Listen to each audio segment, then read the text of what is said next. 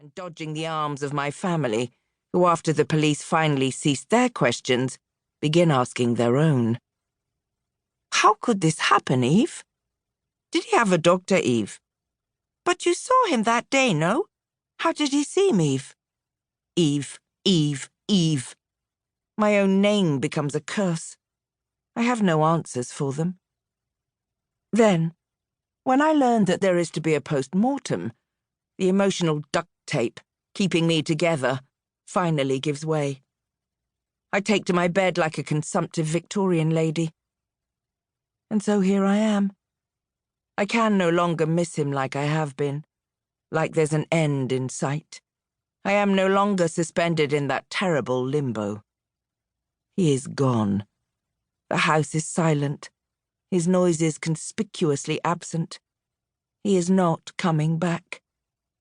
The realization keeps hitting me, clubbing me over the head, pounding away at the back of my skull. It would have been a lot easier to just break up with me. But Q was nothing if not thorough. In the film Run, Lola, Run, one of Q's favourites, and eventually one of mine, Lola, the red-haired heroine, sprints through the streets of Berlin in a bid to procure an obscene amount of money to save her hapless boyfriend, Manny.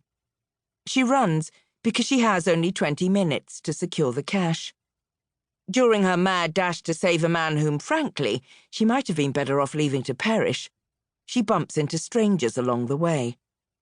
The best thing about this film, and one of the reasons Q fell in love with it, is that we, the viewer, are shown flash-forward sequences depicting the futures of those Lola meets. We are privy to the consequences of Lola's fleeting interactions with these people, and they are often lovely or sad. It's a wonderful thing to watch, and watch it we did, repeatedly, never tiring of Franca Potenta's questionable late 90s fashion, or the way we felt when the credits began to roll. Spent, like we had done the running ourselves, but also sort of grateful.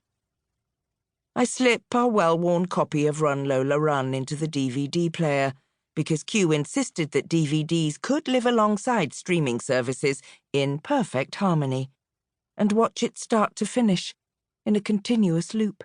And I imagine a series of alternate futures for Q and myself. Futures where he lived, like he was supposed to. In my little scenes, there are the usual things most married couples imagine for themselves. Trips and birthdays, house improvements and career advancements. But mostly I dream of simple things, like calling in sick to work so we can spend the day in bed, or having someone handle the spiders who act like they pay rent. It's a future full of moments like this I would sell skin to have back. I focus on the back of Lola's head as she races around a corner, and ignore my sister Gloria, who stands beside my bed with a plate of food I won't eat. "Eve," she says, "this has to be the 6th time you've watched this today, love." Her voice is gentle, a voice that has quelled 1,000 toddler tantrums and stilled courtrooms across the country. She's right to use it here. My behaviour is bizarre, and what people cannot understand they fear, more so when 5 days prior, the person in question was able to dress herself and form coherent sentences.